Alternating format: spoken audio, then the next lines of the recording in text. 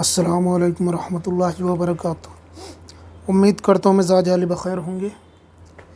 आज का जो अमल है, आज का जो नक्श है, ये अदावत का नक्श है, नफ़रत का नक्श है, जुदाई का नक्श है, दो लोगों के बीच में नफ़रत पैदा करने का नक्श है।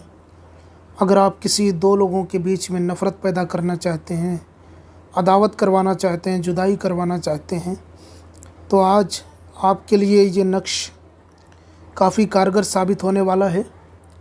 क्योंकि आज हम जुदाई का एक ऐसा अमल पेश करने वाले हैं आपकी खिदमत में कि जिसके बाद में जिसके लिए भी कर दिया जाए उन दोनों के बीच में जुदाई हो जाएगी। वो चाहे कितनी ही मोहब्बत क्यों ना हो, उन दोनों के बीच में सालों की मोहब्बत घंटों में ख़त्म हो सकती है। ये चीज़ तभी मुमकिन है जब आप किसी के लिए ये अमल करें और वो जिसके लिए आप कर रहे हैं उसका वो गलत इस्तेमाल कर रहा हो। मतलब अगर कोई गलत रिलेशनशिप में है, यानी कि दायरे इस्लाम से बाहर, यानी कि आज की जो रिलेशनशिप होती है, नाजायज़ ताल्लुकात होते हैं, या किसी की बीवी का ताल्लुक़ किसी और शौहर के साथ है, किसी और आदमी के साथ है, किसी गैर मर्द के साथ है, या शौहर का ताल्लुक़ किसी नाजायज़ औरत के साथ है, नाजायज़ काम में मुलविस है, या कोई लड़का है जो किसी औरत के पीछे पड़ गया है, शादीशुदा। अक्सर ये सुनने में आता है कि लोग शिकायत करते हैं, अक्सर बहनें ये शिकायत करती हैं कि मेरा भाई फ़लाँ औरत के चक्कर में पड़ गया है और उसने पढ़ाई लिखाई सब कुछ छोड़ दिया है और घर बैठ गया है, बस उसी के बारे में सोचता है और कुछ कहो तो लड़ता है, मारता है, झगड़ता है। तो ऐसे हालात माशरे में हैं। इसी को मद्देनज़र रखते हुए आज मैं एक अमल लेकर के आया हुआ हूँ कि नाजायज़ मोहब्बत को कैसे ख़त्म कर सकते हैं, नाजायज़ मोहब्बत में कैसे दरार डाल सकते हैं, किसी की नाजायज़ मोहब्बत को कैसे हमेशा हमेशा के लिए ख़त्म कर सकते हैं। तो अब आइए ज़्यादा वक्त को ज़ाया किए बग़ैर हम आपको बताते हैं कि अगर किसी के दरमियान नाजायज़ मोहब्बत हो तो उसको कैसे ख़त्म किया जा सकता है। तो आइए हम बनाते हैं एक नक्श, उसको आप गौर से देखिएगा। इसी तरीके से आपको बनाना है जैसे हम बना रहे हैं। आपको ये नक्श इस तरीके से बना लेना है। ये नक्श है जुदाई का, याद रहे अदावत का नक्श है। अगर आप किसी के दिल में नफ़रत डालना चाहते हैं दो लोगों के बीच में, तभी आप इस अमल का इस्तेमाल करें। अगर मकसद नाजायज़ हो तभी आप करें। जायज़ मकसद हो, अगर किसी की शादीशुदा ज़िंदगी सही चल रही है और आप ये चाहते हैं कि उसकी ज़िंदगी में दरार आ जाए, जैसे कि अक्सर लोग ये होते हैं ना कि लोग कहते हैं कि मुझे उसकी बीवी पसंद आ गई है और मैं चाहता हूँ कि उन दोनों में तलाक़ हो जाए ताकि मैं उससे शादी कर लूँ।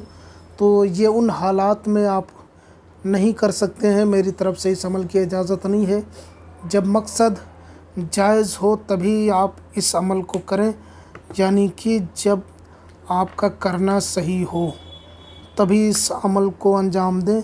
देखें ऊपर 786 लिखना है पहले आपको, और उसके बाद में यहाँ से शुरू करना है। आपको इस खाने से शुरू करना है, देखते रहिएगा। इस खाने से शुरू करना है और इसके बाद में इस खाने में आना है। आपको गौर से देखिएगा, वरना फिर आप मुश्किलों में होंगे और फिर आप कहेंगे कि काम नहीं करता है नक्श। फिर उसके बाद में ये खाना भरा जाएगा, उसके बाद में ये खाना भरा जाएगा। ये देखें, जो चाल होती है वो आतिशी, आबी, खाकी, ये सारी चालें होती हैं, तो इस लिहाज से काम करना पड़ता है। कुछ ऐसी चालें भी होती हैं कि जिसको किया जाए तो किसी का मिजाज चाहे आबी हो, खाकी हो, आतिशी हो, तब भी काम करता ही करता है। तो उसके लिए आप बेफ़िक्र रहें। आज जो मैं आपको ये चाल बता रहा हूँ ये हर मिजाज के लोगों के लिए कारगर साबित होती है। किसी भी मिजाज का मालिक क्यों ना हो इंसान, उसके लिए ये कारगर साबित होगी। तो ये अदावत का नक्श है, दुश्मनी का नक्श है, किसी दो बंदों के बीच में जुदाई डालने का नक्श है। जैसे कि आपका कोई दुश्मन है, आप चाहते हैं कि उन लोगों के ग्रुप में नफ़रत पैदा हो जाए और जुदाई पैदा हो जाए, तब भी आप इस अमल को अंजाम दे सकते हैं उन दोनों लोगों के बीच में जुदाई करने के लिए।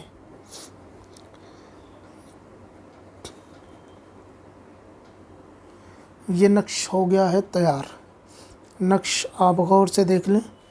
अब यहाँ नीचे लिखना है जिस दो के बीच में जुदाई करवानी है, दो बंदों के बीच में जुदाई करवानी है, तो दोनों में से किसी का भी नाम पहले लिख दें। मसलन ज़ैद का नाजायज़ ताल्लुक़ आयशा से है तो पहले ज़ैद का नाम लिखें या आयशा का नाम लिखें, कोई मसला नहीं है, जुदाई दोनों में ही करवानी है।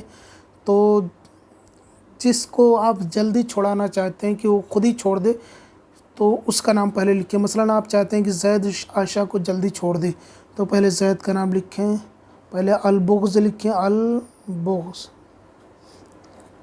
अलिफ लाम बे गैन साद, अल-बुग़्ज़ हो गया। फिर ज़ैद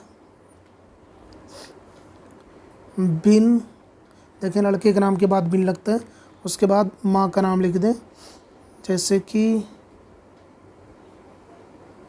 आसिया, ठीक। फिर अलल बुग़्ज़ लिखेंगे,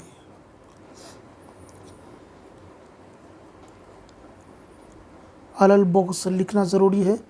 फिर जिसमें करवानी है आयशा, आयशा, फिर लड़की के नाम के बाद बिनते लगेगा, फिर उसकी माँ का नाम लिख दें, जैसे रबिया, ठीक है। आयशा बिनते रबिया। माँ का नाम ना पता हो तो हव्वा लिख सकते हैं। उम्मीद है कि आपको नक्श तो बनाना आ गया होगा। अब इसके इस्तेमाल का तरीका बताते हैं और ये बताते हैं किस दिन आप इस नक्श को बना सकते हैं। देखें, इस नक्श को इतवार के दिन बनाएं, इतवार के दिन दोपहर के वक्त, यानी ज़वाल के वक्त, जब 12 बजे के बाद सूरज ढलने लगे तभी आप इस नक्श को बनाएं। और बेहतर है कि धूप में बैठ के बनाएं तो और ज़्यादा बेहतर है। और बैठने की जगह अगर कोई वीरान जगह मिल जाती है तो उससे अच्छी कोई बात नहीं। अगर वीरान जगह नहीं मिलती तो आप अपने छत के ऊपर चले जाएं, या छत भी नहीं है तो फिर कहीं ऐसी जगह बैठ जाएं जहाँ पे थोड़ा बहुत धूप मौजूद हो, ठीक है। ऐसी हालत में इस नक्श को पुर करना है। और ब्लैक पेन का इस्तेमाल कर सकते हैं आप, ब्लैक पेन का, ज़ाफ़रान ज़रूरी नहीं है, ब्लैक पेन का इस्तेमाल कर सकते हैं। अब ये नक्श तैयार हो गया है। अब इसमें करना ये है कि आपको पिसी हुई लाल मिर्च, या जिसे चटनी बोलते हैं, गीली हो या सूखी हो, मिर्च डालनी है। लाल मिर्च, जिसे मिर्चा बोलते हैं, मिर्च बोलते हैं, मिर्ची बोलते हैं, जो तीखी स्पाइसी होती है, उसको इसमें लगाना है। नक्श के इस तरीके से ऐसे ऐसे आपको लगा देना है। और उसके बाद में इसमें 2 सुइयाँ चिबो देनी है। इस नक्श के अंदर जो सिलाई करने वाली सुइयाँ होती हैं वो 2 सुइयाँ इस नक्श के अंदर चिबो देनी है, एक इस तरफ और एक इस तरफ, एक इस तरफ इस खाने में और एक इस खाने में सुई चिबो देनी है।